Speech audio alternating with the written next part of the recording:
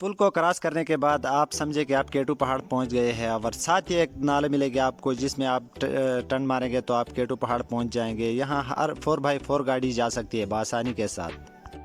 अस्सलाम वालेकुम जी, उम्मीद है आप लोग खैरियत से होंगे। मैं आदम खान और आप देख रहे हैं मेरा यूट्यूब चैनल आदम परदेसी। दोस्तों आज मैं मौजूद हूँ शिगर में। कल थोड़ा लेट पहुँचे थे शिगर, तो शिगर रात गुजरी थी और आज का व्लॉग है शिगर से केटू की तरफ। तो शिगर से केटू की तरफ कम से कम 6-6.5 घंटे की राइड है। उम्मीद है व्लॉग बहुत ही अच्छा होने वाला है, आपको पसंद आएगा और रास्ते की जितनी भी खूबसूरती है आप लोगों के साथ शेयर करूँगा।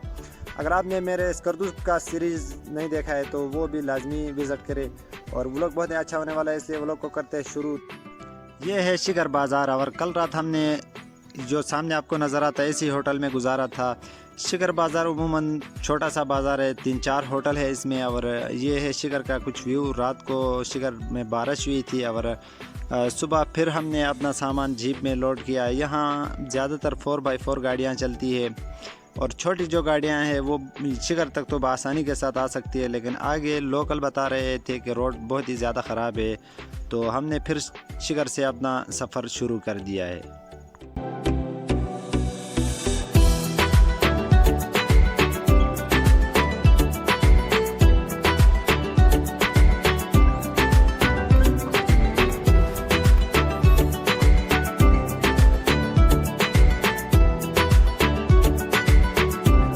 सामने बड़े पहाड़ और पहाड़ों पे बादल छाया हुआ है और मौसम अभी तो काफ़ी बेहतर है। थोड़ी बहुत सर्दी हो गई है। रोड की हालत बहुत ख़राब है, रोड बहुत ही ज़्यादा ख़राब है और यहाँ 4x4 जीप में जब आप बैठेंगे तो आप उछल उछल के हालत बुरी हो जाती है। लेकिन जैसे हम आगे बढ़ते हैं तो हमें और भी सफ़र का जोश और जो व्यू हमें मिलता है, तो उस व्यू को देखते हुए हम कहते हैं कि और भी आगे बढ़ें।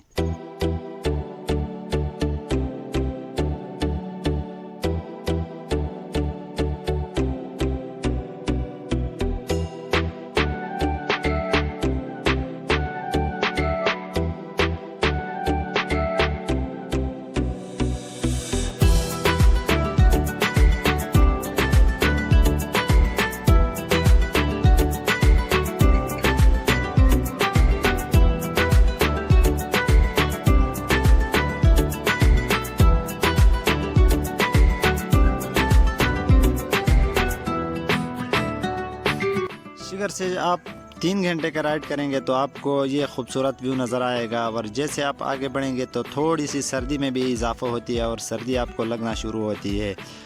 आप जैसे आगे बढ़ेंगे तो आपको और भी खूबसूरत व्यू नज़र आएगा और सामने जो पुल आपको नज़र आती है ये केटू जाने का सबसे आसान रास्ता है और यहाँ केटू पहुँचने के लिए 7 घंटे की राइड शिगर से लगती है। तो इस पुल पे जब आप गुजरेंगे तो आप इस तरह समझें कि आप केटू पहुँच गए हैं।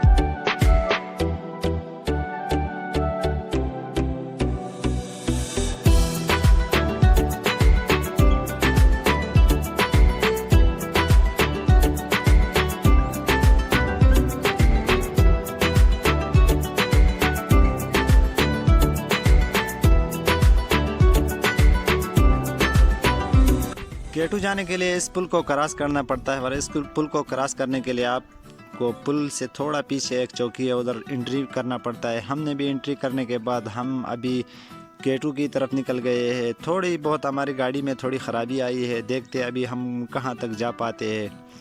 और यहाँ से थोड़ा आगे तकरीबन कुछ 500 मीटर आगे यहाँ पे एक नाला मिलता है। उस नाले में जब आप ऊपर चढ़ेंगे तो इस नाले में आप सीधा केटू निकल जाएंगे। यहाँ रोड है, 4x4 गाड़ी बआसानी के साथ जा सकती है।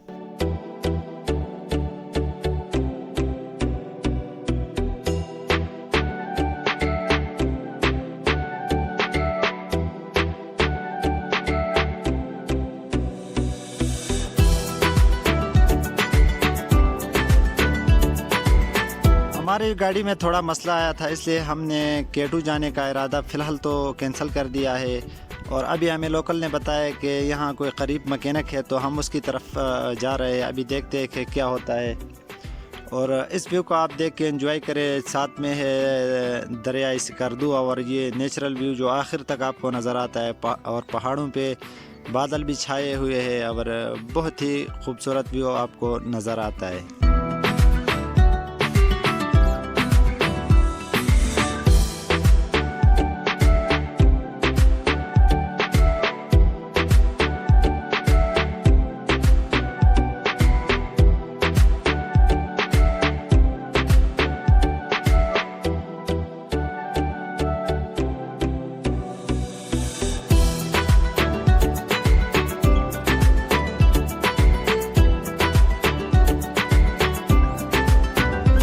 यहाँ पे हमने 4x4 जीप के मैकेनिक से बात हुई तो उसने कहा इसका जो सामान अभी टूटा हुआ है ये यहाँ पे नहीं मिलेगा, तो हम केटू की तरफ तो नहीं जा सके, लेकिन इस नाले में आगे आरंतु, तो इंशाल्लाह आरंतु का विज़िट आपको ज़रूर करवाएंगे। और सर्दी और भी ज़्यादा होती जा रही है और नेचुरल व्यू आपको और भी मिलेगा।